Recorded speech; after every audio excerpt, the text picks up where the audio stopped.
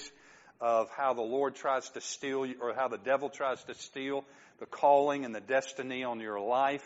And we're walking through some ways that he does that, and so that he comes against us. And so I'll do some review. But it all comes back to Genesis 1:27. This is the first chapter where Adam was created. The woman wasn't even created yet. So God created man in His own image. I'm just reading this. You can follow along if you want to. Genesis 1:27 and then parts of 1:28. In the image of God, He created him. Male and female, He created them. Now, I've often said, well, how are we made in the image of God? He's three parts, we're three parts, spirit, soul, and body.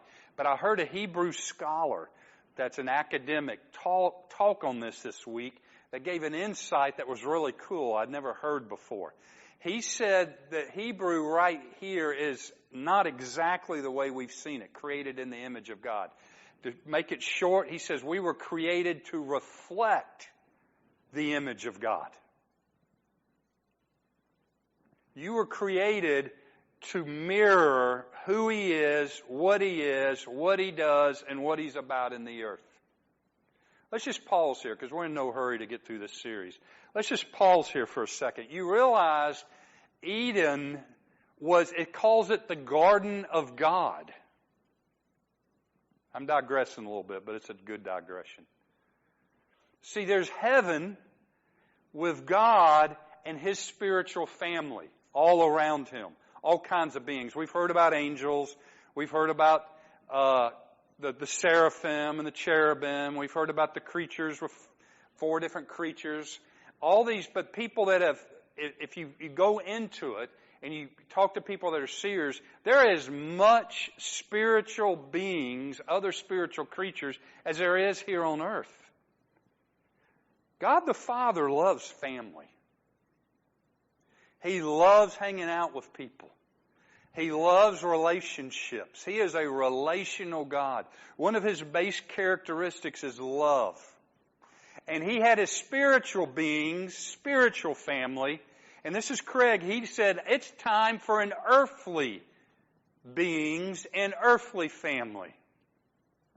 That's you and me, and then all of the creatures too. But He put us at the top of the hierarchy, because it goes on, and God blessed them. And God said unto them, be fruitful and multiply, replenish the earth, subdue it, and have dominion over the fish of the sea, and over the fowl of the air, and over every living thing that moves upon the earth. So He has heaven, His principles, and what He looks like is reverberated throughout the spiritual heavens and the spiritual beings. He said, well, let's do something different. Let's create a whole different species, you and I, earthly beings, and you are to reflect His image in this family across the earth. See, it was His garden He put you in and said, this is what I look like. This is the pattern for Eden for the entire earth. See, man didn't make Eden, and man didn't set up Eden, and man didn't come up with a pattern. He put you and me, He put Linda and Teresa and Spice over here and Josh in it, obviously not us, but metaphorically, in it, and did this thing just die? Well, good, okay. In it, and said, how this looks, make the rest of the earth look like this image, which you're reflecting from heaven. Think about that. You ever heard it explained that way? Maybe. We've talked about it a lot here. See, most people sometimes may think that the whole earth looked like Eden. It didn't. It was just a small part. If you go on and read the first 3 chapters of Genesis, it tells you exactly where it is, between these 4 rivers. 2 of them are still around. Archaeologists have found through LIDAR mapping and radars the other 2 where they think it is. But we basically know where it is, basically where Iraq is. Babylon. But it was His garden. It was a connection point between the 2 families. Of Him, the spiritual family, and the earthly family. That's pretty cool. They could freely go back and forth between the different families. And he says, I am such a God. I love relationships. I'm an extrovert and an introvert. But I'm an extrovert. I love people. And I want to hang out with a whole other family, too. And these families know each other. And that's what the Garden of Eden was. And our job was to reflect the image of who He was to the people around us and spread it to the whole world. And what He meant here by being multiply, fruitful, wasn't just to stay in that garden, was to take the pattern of that garden with His strength, with His power, with His creativity. Why? Where does this come from? Because you reflect His image to the rest of the earth. Pretty simple. I think you've heard versions of this, if not exactly. So today, that mandate has not changed. There is no plan B for God. Plan A, we blew it because we said we want to reflect our image. We decide what we reflect. We decide how we walk. We decide our own lives. And He said, I will let you do that. Let's pause on that for a minute. He says, I will let you do that. Why? Because I love you enough to give you free will. Now, this drives a lot of people crazy. If God was a good God, why is there rape and murder and theft in the world? I mean, you hear that a lot. It's because He gave us free will. If we're created in His image, God has free will. God can decide which way to go, and He loves you enough to let you do it. Because if He didn't, if He made you do stuff, then it wouldn't really be a family. It'd be a bunch of servants acting like robots. So that's the two-edged sword. And people, it's usually people trying to run away from God, run away from Christianity. If God was so good, why is there so much evil in the world? What I do is I say, God could take care of all the evil in the world. But you would be gone too. We'd all be gone. Maybe I haven't committed murder, but I've lied. Maybe I haven't committed murder, but I've stolen stuff. Maybe not from a bank. Maybe it was some, when I was a kid or something from work or whatever. You get my point. I've had lust. It wasn't always thoughts of love. It's either all of it or none of it. And so He set the world up to voluntarily reflect His image and be a part of Him. Now, this is Craig's opinion, okay? It's very clear there was a battle in the spiritual family in heaven between Lucifer, which evidently was one of the top 3 angels in heaven. He decided, I don't want to be a part of this spiritual family anymore. I want to do my own thing. You all know this story. Maybe you hadn't heard it explained this way. So he broke away from the spiritual family and left. Caused a rebellion there. I personally believe there's really no biblical basis for it. But if you look at some Old Testament some writings from the Old Testament period, from the Hebrew time, I think as soon as he rebelled, it happened at the same time when he came to earth. It makes sense. And said, well, let me see if I can get some of this earthly family, which is our great-great-great-grandparents, to do it with me. And it worked. You might have read the story of there was this serpent, and it came and talked to him. We're not talking about real serpents here. Maybe he disguised himself as a serpent. I typically don't think so. Maybe he did. It doesn't matter. It's not about biology. It's not about a real snake. It's about a spiritual being coming to say, will you join my rebellion against God? And we did. And so we've been fighting that battle ever since. And I know each one of your hearts is to be an imager of God, is to reflect His image and restore into His family. We talk about how to hear His voice and what spiritual families talk about. And there's just a lot there because we've gone so far from the pattern of Eden. I mean, I like my house, but I don't think it looks anything like Eden would if we just stuck to the course, okay? But it maybe get there closer, who knows, as time goes along. And so there's just been battle of the devil ever since whispering to you, do your own thing. It always works out better. And then God goes along, you can say you can do your own thing, but if you'll follow my thing and reflect what I'm doing, it always leads to prosperity and order. If you do your own thing, it always leads to some form of poverty. And I'm not talking about money, although that could be a part of it, but it also puts your life in chaos. Wherever your life is in chaos, maybe not all of it, some of it's prosperous and orderly, others may be poverty. And what I mean by poverty is where things are not where they're supposed to be if we were fully following God. Okay, it could be emotional poverty, depression, discouragement, anxiety. It could be physical poverty, sickness, diseases. It could be spiritual poverty. It means we don't even hear God's voice and don't go after Him. And we're actively going after the things of the occult or tarot readings. You see McDonald's now this week. It's not here, but it might roll out. Go to certain parts of the country and the kids' meals, you throw in a thing and then you could possibly win free tarot card readings. We have gone far away from the things of God. But I'm here to tell you, all of you wouldn't be here if you didn't want the things of God and learn how to be a reflection of Him. And it all starts with this: Father, I say yes. Whatever you desire for my life, I say yes. I'm going after it. Say it with a capital Y, capital E, capital S. I'm going to follow hard after you. Because sometimes He's going to lead you in directions that does not make sense with your mind. And that's okay because your mind hasn't been there yet. That's why it's good to read the Bible, get prophetic words over you. Sometimes He'll give you dreams in the night. He may even give you visions, because what He's trying to do is jumpstart your brain out of the rut that it's in and what it knows.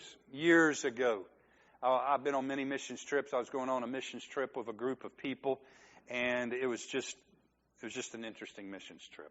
This person, I've been on, I don't know how many missions trips, 35 trips overseas. Okay, that's a lot of trips overseas. Okay, well, this group I was going with, I'd never met them before because I was coming with two other, and this is to illustrate how we are with God many times. I had never met them before. We were joining up. We were running late. At the pace we were going, we were not going to get through the airport and make the gate. We just weren't going to do it. I mean, when you've been trips over 30, I've probably been on 160 flights. I mean, so I'm not just randomly saying this stuff. And so I turned to these people. I said, we're going to miss this plane. No, we're not. I said, yes, we are. I said, this is what I'm going to do. I'm leaving you guys because I want to make this plane. And they got mad and I got all huffy. And then finally, there was one person in the group was halfway smart, said, I'm following you. I said, follow me. And so me and a few other people finally made the plane. Okay? The other ones were so far behind, they called ahead, they held the plane for them. Well, they got on the plane, they still were not humble. And they turned to me and said, how come you get to decide what you want to do? I said, I didn't decide nothing. I said, this is what I'm deciding to do, and I've been on enough flights. So this is my point. I found out later they had never even been to Atlanta, and they lived in this region, and they were adults. Never been overseas, never outside of Northwest Georgia, trying to tell me, who's been on 5 continents, how to fly. Okay, so that doesn't matter the story. This is the point. I do the same thing with God. I've never been in the future. I've never seen where He wants to take me. I've never seen the prosperity He wants to bring me. And then I argue with Him how to get there. Isn't that the truth? Well, God, I don't know if that's going to work out. As if God doesn't know how to get me there. If God doesn't know what it's going to take to get there. Let me give you a clue. God does not live, His primary residence, He lives in Dalton, but this is not His primary residence. He lives all over the earth. And he lives in heaven at a vantage point that's different than ours. And so it starts with yes and humility.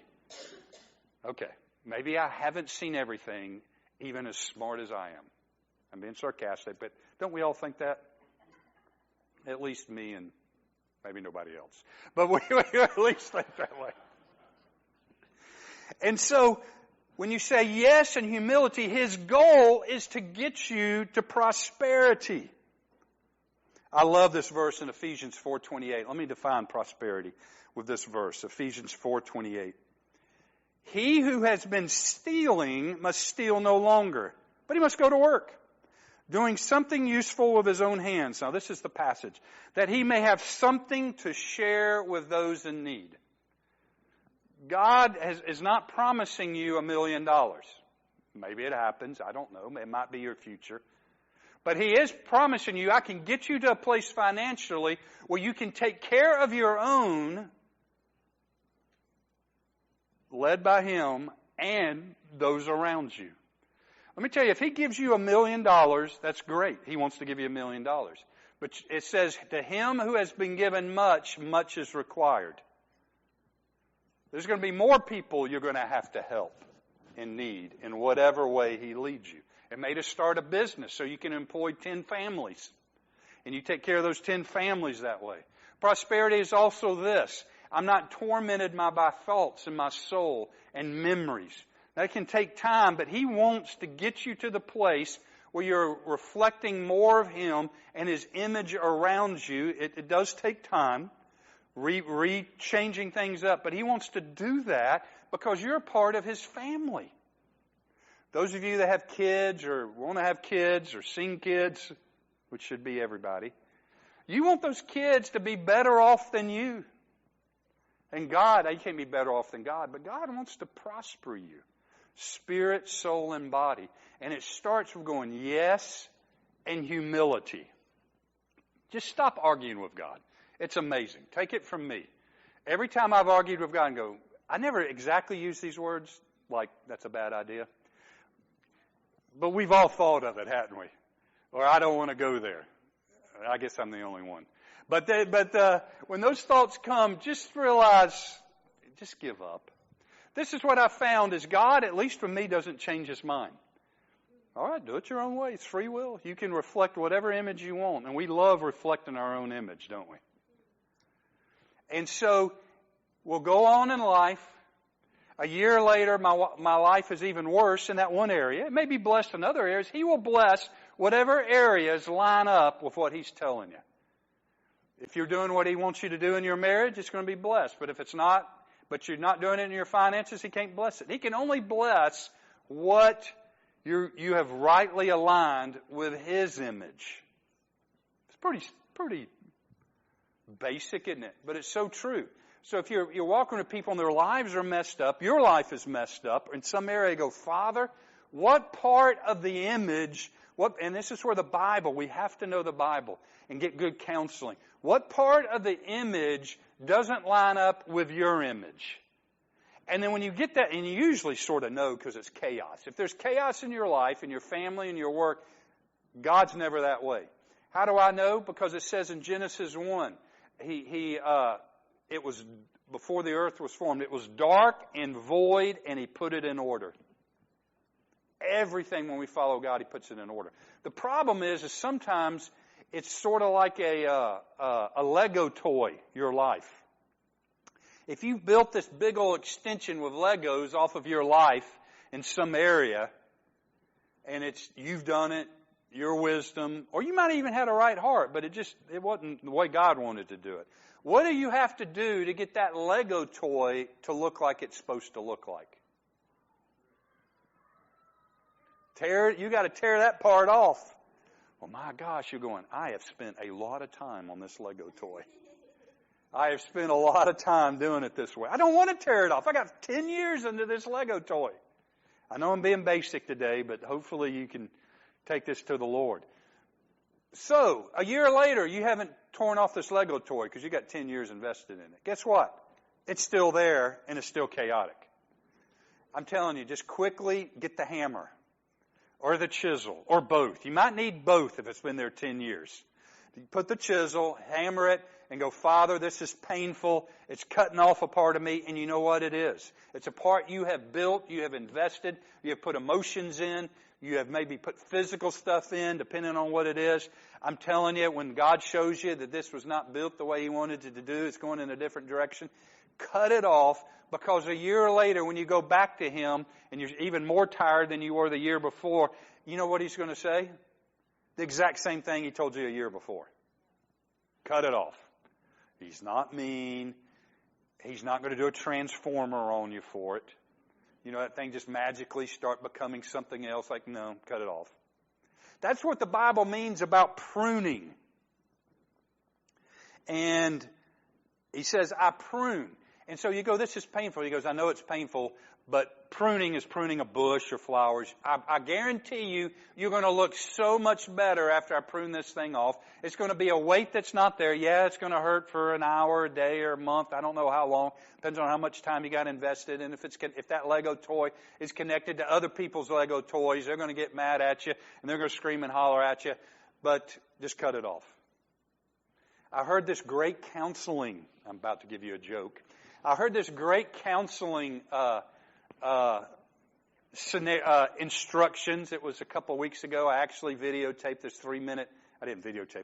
I sent this 3-minute YouTube to the leaders on Bob Newhart. How many of you are old enough to remember Bob Newhart's show? If you raise your hand, you're probably over 50. Unless you went back and watched the reruns. Hilarious show. Great comedian from probably 50 years ago. Bob Newhart. Anyway, it shows Bob Newhart. There were all these little skits that he would do. It wasn't like a sitcom. And so a lady came in. He was pretending to be the counselor. Now, I'm not advocating this, but the principle fits in with the Lego toy, okay? The lady came in, young lady, for counseling. And she starts to pay him $125 or whatever it was for the counseling. He goes, no, this is only going to be 3 minutes. I'm charging you $1 a minute. 3 minutes. Okay. Whatever. Yeah, maybe it was. So I think it was 5 minutes. You're right, because he ended up doing it in 3. Come in. This is going to be 5 minutes. 5 minutes. He goes, yeah, all your problems are going to be solved in 5 minutes. So she comes in. It doesn't matter. You can go Google it and or YouTube it. She gives him his problems. She starts telling him problems. He goes, no, that's all I need to know.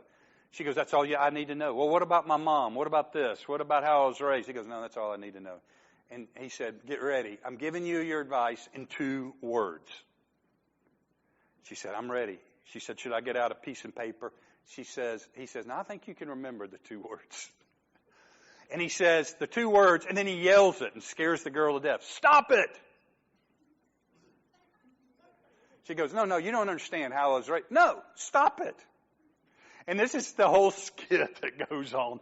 And finally, after 3 minutes, he goes, I'm done. It's time to leave. And she goes, well, I got another problem. So she and you said 5 minutes. I got 2 minutes. So she then shares her next problem. And he goes at the end, guess what he says? Stop it. Now, I know there's so much more, and I'm not oversimplifying it. But sometimes I know in my own life, God is wanting to yell at me, Craig Cooper. Just stop it. And I know it's hard, and I know it's painful, and some things do require encouragement. Some things do require a plan. Some things do require encouragement and counseling. But realize, as you're walking through this, He's not doing this. You will not die. If you want to, turn over to Hebrews 12. I don't know when I started, but it's probably getting close to the end. I'm just having a good time sharing. Are y'all having a good time listening? If not, then just stop it and just do something else. You have free will. You can go out the door. Just don't. If you've already put your tithe in, don't take it. We don't give money back on sermons. No refunds. You need to wait till after the sermon before you give and just see, I'm kidding. Hebrews 12:4. I love this because we think God's going to kill us. I'm telling you, He will not kill you. You have not yet resisted the bloodshed, striving against sin. The next verse. I don't have the verses on here. But your struggles I tell you what, let me read it out of my version. You struggle against sin, but your struggles haven't killed you. You have forgotten the encouraging words that God speaks to you as His children. When He comes to you and goes, I'm going to love you. You're still going to heaven. But this chaotic part in your life, if you just do this, it'll become orderly. I don't know about you, but I am a very slow learner. I'm trying to listen and obey God at least on the third time. First time's preferable, but I'm going to be honest with you. It's at least the second or third time. My goal is first. I love this next verse. My child, pay attention when the Lord disciplines you. Don't give up when He corrects you. The Lord disciplines everyone He loves. Now, when I got into the charismatic movement from the denominational movement, I was told everything bad that happens to you is from the devil. That is a true statement. The problem is, I often call God's discipline bad. How many times has God told you, I want you to clean this up and you can align with me and your image, and you go, I rebuke you, devil, in the name of Jesus. Because you're thinking it was bad and from the God. For those of you that have kids, you all discipline them at some level. From a lot to a little. But there's always some discipline. Okay? If not, your life is going to be really chaotic when they get about middle school age. And you're going to wish you had. But I have not seen that. We're good. He severely disciplines everyone He accepts as a child. Endure your discipline. God corrects you as a father corrects his children. All children are disciplined by their fathers. So when things happen in your life, you have to go, where is it coming from? If it is bad, sickness is bad. Depression is bad. Those aren't from God. Discouragement is bad. Bad circumstances. But when a thing comes up, when you've been listening to God and a voice comes up on the inside and goes, I want you to take this path, that is God speaking to you, showing you right alignment so that you eventually, your place, your world, whatever area He's talking about, your emotions, your marriage, your parenting, can start looking like a little Garden of Eden as much as it can, and it can on the earth. He's wanting to realign you so that order and prosperity comes in. That is not the devil. That's the Lord going, you have followed this image that is not me for so long. And I'm trying to give you a new image. We are so far. We're at least 6,000 years from the Garden of Eden. And the Garden of Eden was the model. We didn't have the privilege of living there, but we do have the privilege of the Holy Spirit living inside of us in the Bible that comes along, and He just takes one area at a time, takes the rest of your life to start making more and more of your life a Garden of Eden. It takes one little life, one little area, and He goes, you see it in the Word, or you hear it in a message, or He speaks to you one-on-one, or whatever. And He goes, I can get you there. But you're going to have to stay close to me. You're going to have to say yes, and you're going to have to walk in humility. Because I can outlast you. And I will outlast you. Why? Because I'm not even in time. I often think, I'm just going to ignore that, and He'll come back later with another suggestion I like better. He just goes back to heaven where there's no time. We're going along. He's walking with us. He's omnipresent. But you're going along and come back a year later expecting, another suggestion. He goes, I remember the last one. Why can you remember that? That was a year ago. Don't we act that way? We think He forgets about it. No, I'm telling you, when that sperm and that egg came together in the womb, He put in you, there was physical DNA, but He also put spiritual DNA in you. It's very clear in Ephesians 2:10. He says, I prepared beforehand, talking about before that spirit, the egg and the sperm came together, good works for you to walk in. Your image is not changed. There is no plan B. Plan A is reflect my image of what heaven looks like in this garden all across the earth. What's really gotten messed up, plan A's taken a little while. But He's not given up on plan A.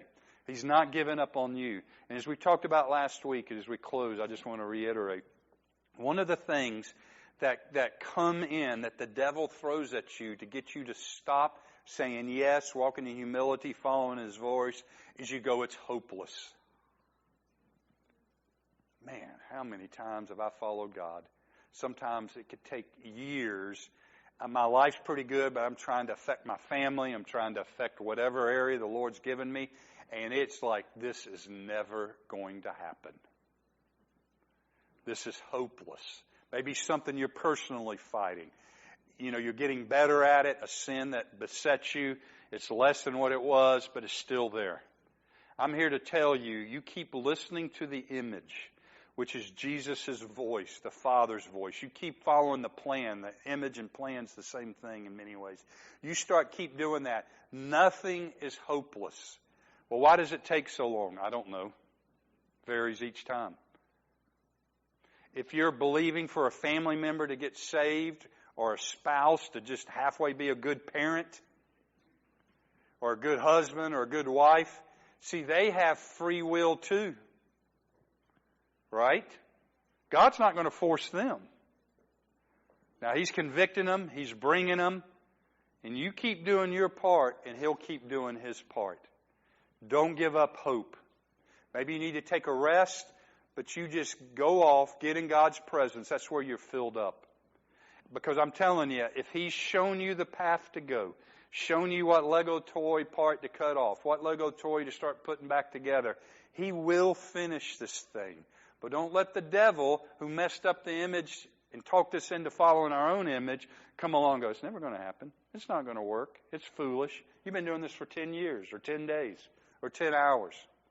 You don't give up, he will do it. Hopelessness is one of the major tactics of the devil. It doesn't matter the time. The Lord, unless He gave you a specific time, which is very, very rare, you don't know when He's going to, that image is, that what needs to happen is going to happen. But it will happen.